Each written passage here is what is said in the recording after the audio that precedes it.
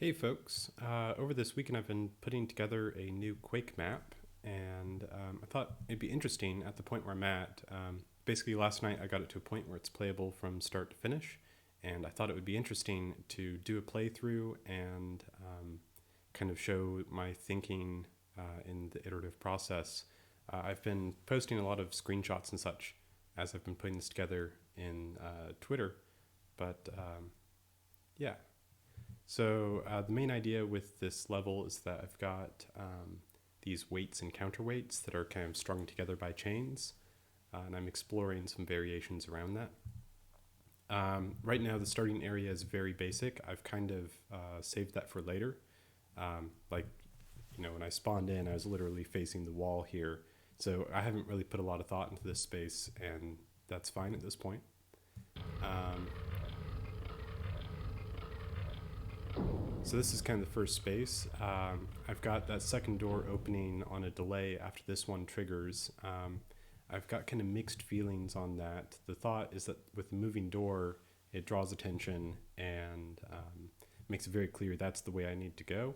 But I'm also kind of tempted to leave it shut, and that way I could spawn like a wave of monsters behind it. But the idea is like, okay, I see a goal. I see obviously the obstacle that I can't overcome, and I see this kind of hint at a solution, um, and then I've got a very simple path over to complete the solution.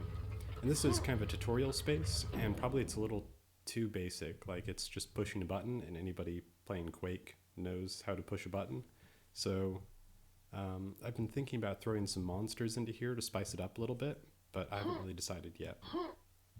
And like I said, this might be a case where if I leave this door shut, I could have the door either open when you hit the button or open when you jump across, and then have a couple monsters right here to set the pace. But now I've got a little combat beat.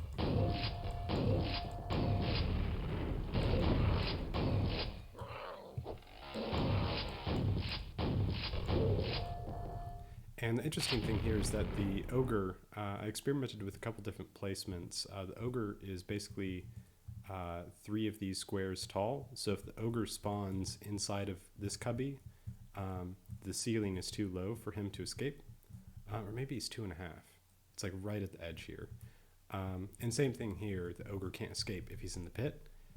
Putting the ogre here means that you're kind of a bowling pin within its bowling ball alley or something like that. And the thinking, the thinking with the space is that there's a nice amount of loopiness. Basically, the balance I'm trying to find is I want the player to see the threat and be able to push up here and then have choices to dance around, rather than what I actually did when I was playing, of falling back and fighting from here until they take a couple enemies out and then dancing around. I think probably that means I need to get rid of the enemy that spawns here and keep it just ogre and these 2 down there.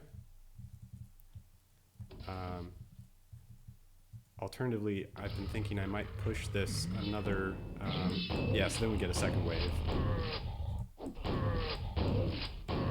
And this one I think works better. But if I push this hallway another 2 of these big squares, that gives a little bit more breathing room for this next wave to come in. It also gives a little bit more breathing room for me on the far end to respawn to if I see an ogre down there.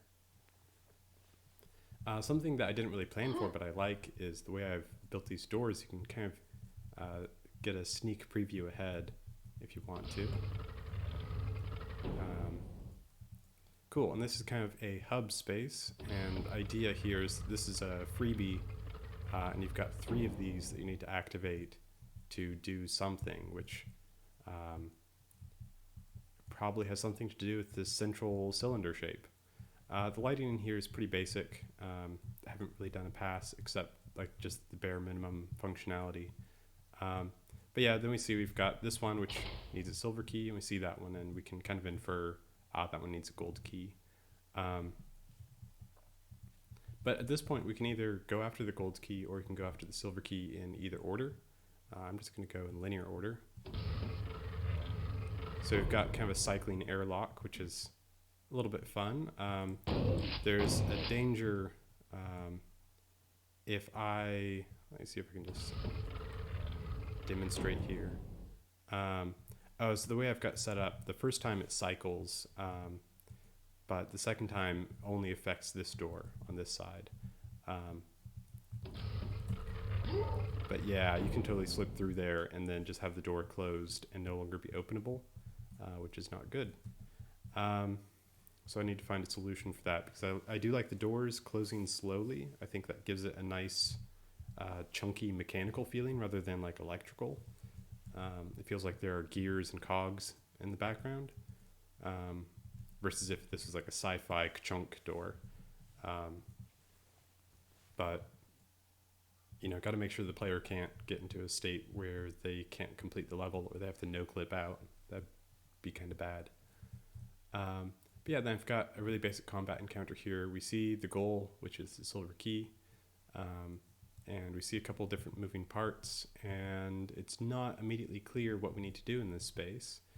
The thinking with this enemy that was up here is that this should draw the player up to get this view, and then from here they can piece together, there's a way across, there's a chain I can break over there, and it looks like there's one down here, and then they can jump down. And then that triggers an ogre up here. I'm not sure the ogre really works. And then the fun thing here is that the enemies can only attack from this one path because they can't jump across the gap. But because I can jump across the gap, it gives me this kind of fun arena where I can exploit their behavior. I think what I would like to do, and I'm not sure how exactly, is to let me kill this guy first. I'd like to really drive them into this pit here, rather than having them get stuck on this ledge. I like having them follow me around here, and then I can jump across, or go all the way around and jump across. I like those mechanics of it. When they're stuck on this ledge here, it's less good. Some ways of doing that might be to shift where the door enters into the room. I could probably do that by 128, which is 2 of these squares. But then that breaks up like the visibility of the key and these kind of things. The other thing is, like, if I do want the player to go up these stairs before jumping down the pit, the nail gun and nail ammo are probably creating a conflict there. I should probably put those up here. But yeah, now that we've hit the chain, it looks like I might have a lighting bug there. No, it's just the light hasn't been turned off. Yes, that's a lighting bug. Yeah, now the chain's broken, I can jump across. And the way I've measured out these jumps, it's possible whether or not you're holding the sprint button.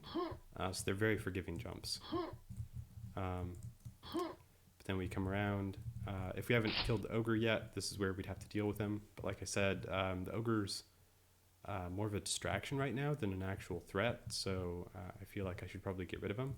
There was a point in a previous test where the ogre on the far side managed to bounce a grenade off of both of these platforms and reach me. And I thought that was so cool, but I've only seen it happen once. But now we've broken the chain, and we can jump across to get the silver key. And if I miss the jump, I've still got this platform down here, and I've got plenty of room. So that's all good. At this point, I feel like I should probably spawn in another wave, because like normally this door would still be closed if I haven't pushed the button. And probably what I'm going to do is have like an ogre to the right, maybe some regular knights on the left, and some wizards, the flying enemies, up high that have teleport spawned in and have them kind of drift down. But that's probably enough overwhelming that I would feel like I have to retreat back to here and fight from the door, which I don't want. So that's something I'll have to figure out as I add those enemies in. But now I've got silver key, so I can lower that. I've got a bug I need to fix because this is a door and not technically a button. Doors don't change their texture when you press them. So I need to basically make this I need to make a fake panel with a different texture on it if I want to do it this way. Yeah. So now the gold key room. This one doesn't quite work. The other room has had a good amount of iteration on it and still has some problems. This one is still kind of the first pass, and I'm not sure yet whether this is a case where I can make it work or I should set it aside. I'm kind of tempted to make it a secret room with some adjustments, because then it can be a little bit more dense, a little more convoluted, and it's not a problem because it's a secret. But here it's critical path. So the idea is that the gold key we're after is right there, which like already that's kind of weird hidden information. Ideally the gold key is like front and center, and it's obviously that's our goal. And also it's like, okay, so that's the gold key, but how do I get it? Maybe I'm supposed to like jump on these things. And the thinking here is that there's a scary pit down here, and I want the player to have this moment of, oh no, I don't want to go in the pit. Oh, I guess I've got to go in the pit. And then I've got some zombies down here. I've also got these guys up here. But I've got some zombies down here hidden around the corners. Yeah, so they see me now. Yep, there they are. And I wanted to create this moment of like, oh dang, I guess I've got to do the thing I don't want to do, which is very horror game experience. But the problem is, it's possible to just jump across there,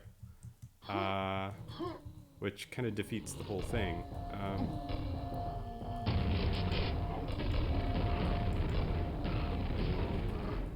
So the intent, ooh, that was a bit too close. And I've got some bugs here I need to sort out with, basically each one of these buttons is the outer shell is a wall. And when I hit the button triggers a trigger relay, which does a kill target on the button itself as well as the shell around it.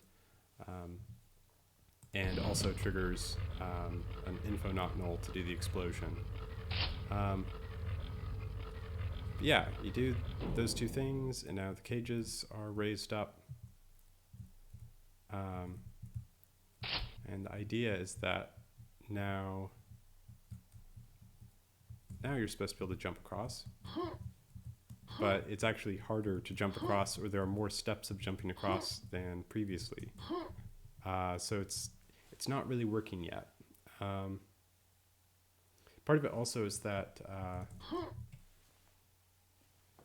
having the multiple floors, like the function of the chains is pretty clear in cases like this. Like I don't have a horizontal chain connecting these things, but you can still make some assumptions. It's pretty clear. In this case, where it's the two cages on one chain that are tied together with the one latch point, you can see all the pieces moving after you interact. But with this case, because of the separation between floors, it's just kind of like, I guess I need to push the buttons and see what's happened. One way of fixing that, and like scare quotes around fixing, would be to make it so that I'm only supposed to hit the one button, and if I didn't think through it and I hit the other button as well, then I've got myself into trouble. But there hasn't been a really good way of doing that yet. One way I've been considering is kind of a what's behind door number 3, where it's like 3 different cages that are blocking 3 different doors, and it's kind of a gamble. You only need to get behind one of them, but you aren't sure which, so you open it one at a time. But I don't know. I'm trying to find a balance there. Basically, I don't want it to be just a chore of you always press the button when you see them, or always shoot the button when you see them. But I also don't ever want the player to get into a state where they are just totally stuck and can't go back. But anyway, we've got the gold key. So now we can hit the third thing. And that opens up the central area. It currently doesn't have a sound playing. And probably, like right now, I've got these awkward kind of lily pad structures. And probably what I should do is replace these chain boxes with other chain boxes that I have, the kind that explode, and have the counterweight replaced with a cage so that I could just jump across into the cage and then into the structure rather than relying on this kind of weird lily pad thing. And at this point, I've got this kind of defies the pattern I've established so far with the chains and cages, but it's just a button you shoot and it pops you up top, and then you've got a fiend encounter in a room that is much too dark. Let me just no clip over there, and ammo balance and health balance I haven't really done a pass on yet. I don't think there's a single health pack in the map yet. But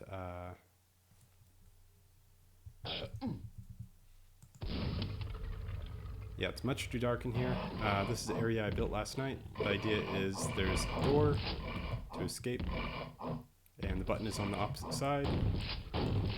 And if you kill the fiends,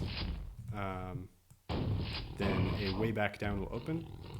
If you don't kill the fiends, you can just push the button and reach the exit.